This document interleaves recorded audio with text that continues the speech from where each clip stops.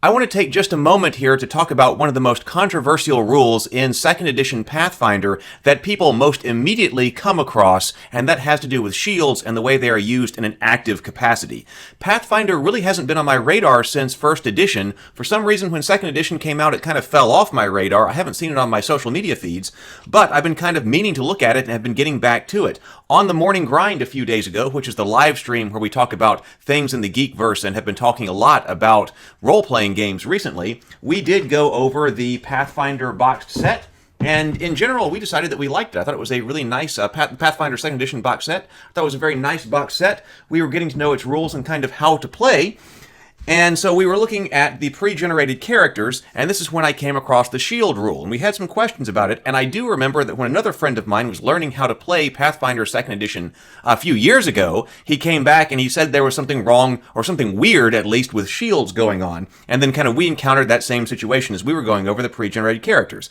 But I think I have an understanding now of what Pathfinder 2nd edition is trying to do and achieve after having played through the sample solo adventure, and also been talking online in the comments during the Morning Grind with people who had already been through Pathfinder and were already playing Pathfinder. And a special thank you, therefore, goes out to the Rules Lawyer, that was his username on YouTube, who was giving some additional information and clarification on what exactly the Pathfinder 2nd edition action economy is supposed to be, because it's based on a 3 action economy per turn.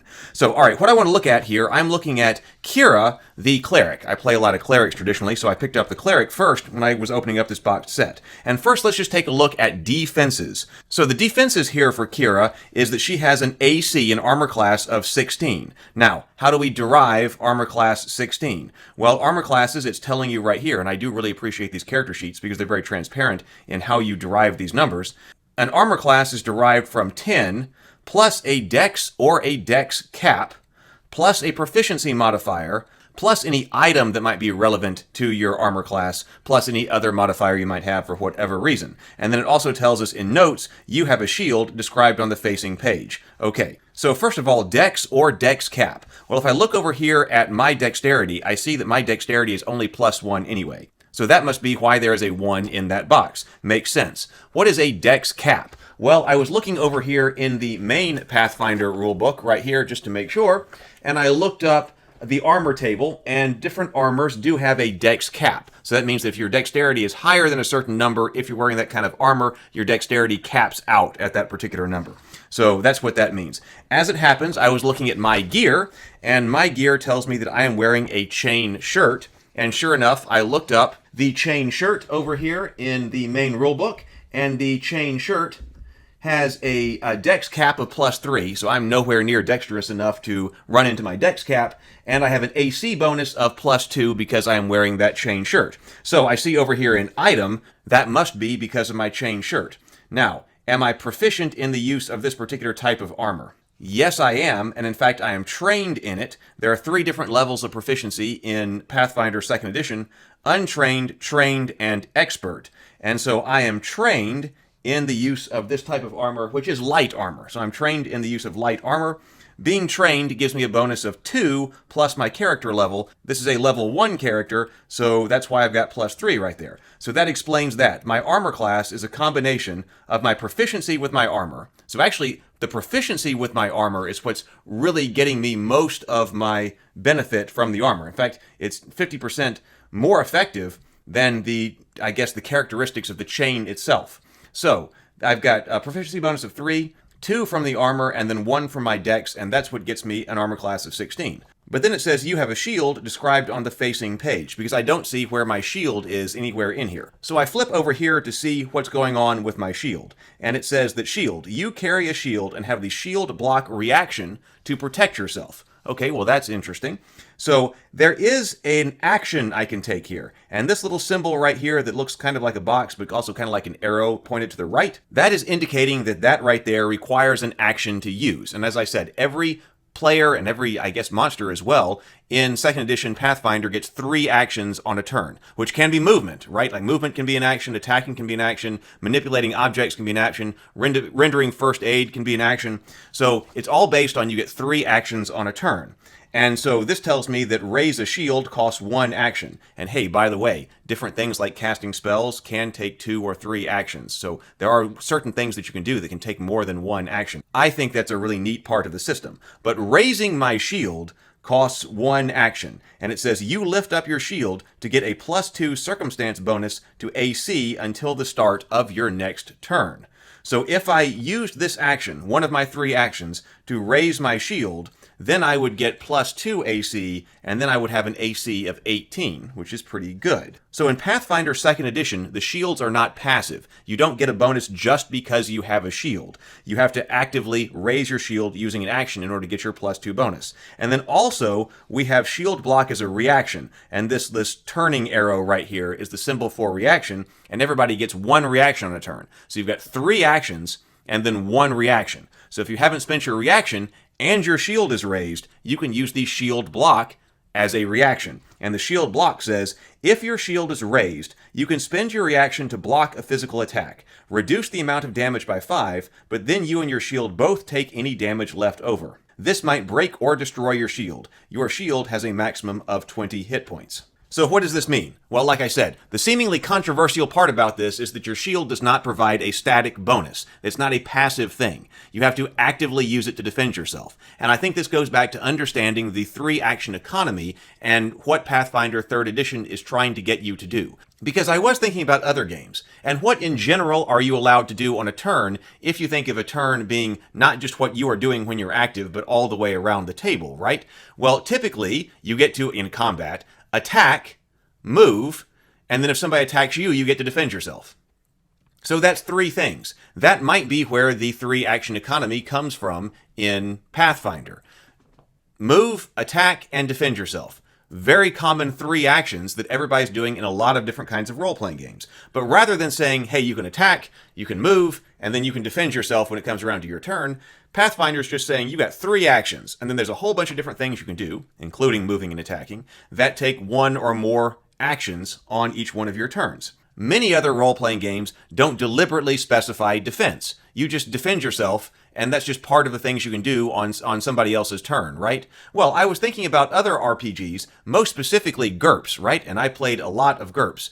GURPS and a lot of other role-playing games have something that's like all-out attack. That's what it's called in GURPS. I want to go all-out attack. That means I'm not worried about defending myself. So incoming attacks I may take pretty hard. Instead, I'm going to go all in with the attacks and trying to clear something out in front of me.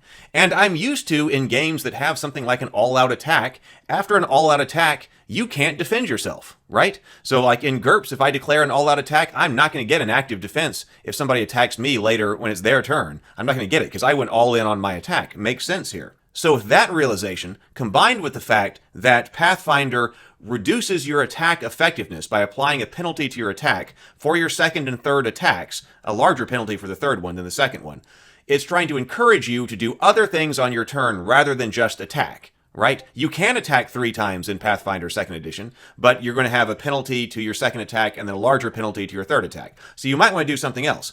But if you choose to take all 3 attacks, that's, to me, the equivalent of doing an all-out attack. So it seems to me that if you're going to be doing 3 attacks on your turn in Pathfinder 2nd Edition, then you are just basically saying, to hell with my defense, I'm just going all in on attack. That's an all-in attack. So I'm not going to be able to defend myself. So I think one of the things here is that the action is called raise a shield. And I did confirm that over here in the main rulebook over here, because I looked up the main rulebook as well, which I haven't really had any time to go through. I've just been through the starter set.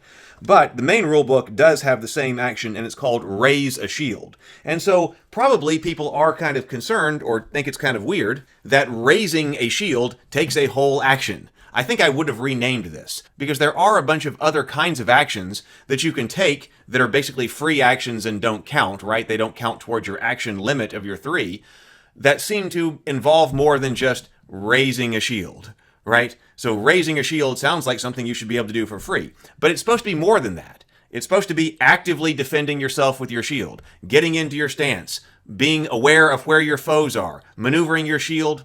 maneuvering your shield and your stance to deliberately defend against them. That's what's getting your +2 AC. That's why you're not going to be able to attack this turn with a third attack, or potentially move again with your third action being a move, because your time and your energy and your mind is occupied with actually putting on a good defense, right, against your foes. So if you do that, you could use one action to attack, one action to move, and then one action to set up your defense. Boom, we're back to move, attack, defend yourself with this 3-action economy. I think I'm liking this. I want to get a lot more into Pathfinder 2nd Edition, but from what I have seen from going through the starter set, I'm kind of understanding its philosophy here, and I'm liking what I'm seeing so far. So, the first thing I would have done, I think, is rename Raise a Shield action to something like Active Defense with Shield, or Defend Yourself with Shield, or something like that, to make it clear on the character sheet when people are reading it. And like I said, this is the weird rule that everybody runs into right off the bat, because people want to know what shields can do. So, instead of Raise a Shield, I think it should say something like Actively Defend Yourself with a Shield. And then if you're using that action, then of course you also get Shield Block, which if you are receiving a physical attack, use your reaction, which you have 1 per whole round, right? Use your reaction, reduce the damage by 5, but then you and your shield take any leftover damage, which I think is pretty neat. There's another active way. It's a reactive way of using your shield. So with that in mind, of this idea of an active defense, if I go back over here and I look back at my armor, I can say, oh, okay then, I need to use one of my actions in this action economy to defend myself. That must mean that armor class is much more passive. That armor class is my passive defense. If I'm not protecting myself actively and something hits me, what's going to defend me? Well, like the armor that I'm wearing, right? Because if I don't have my shield up and my shield's not prepared to defend me, then it's probably not going to do a whole lot for me. But if I'm wearing plate armor, then if I'm hit or struck by something, well, the plate is passive, and so the plate is supposed to stop it. So I'm going, oh, well, then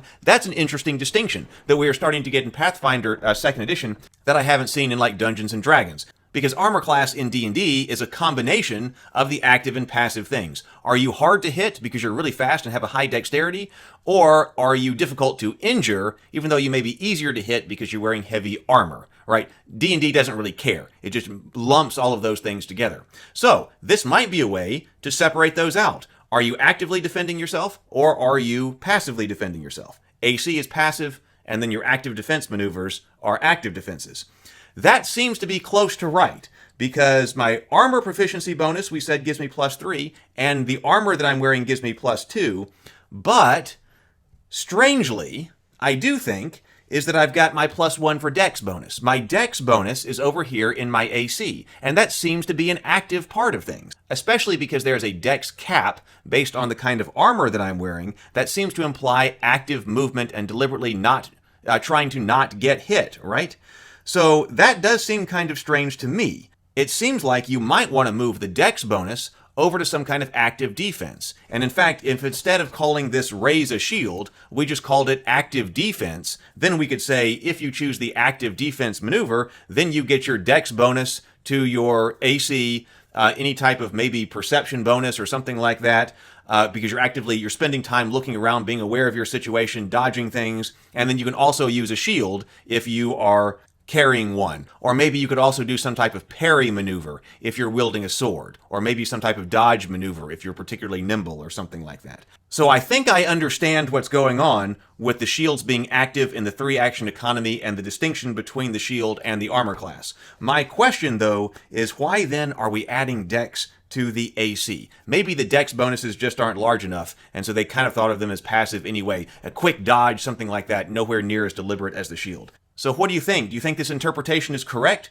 Are you playing a Pathfinder 2nd Edition? Is this basically how you interpret this situation? Do you like the active defense with the shields, or do you not like it? Hey, let me know down in the comments section. And hey, while you're here, do check out the other videos on the channel. We've got a lot of other videos here in the Geekverse, a lot of which have to do with fantasy role-playing. So I'd love to see you here in the comments, and also in the comments on other videos as well. Later.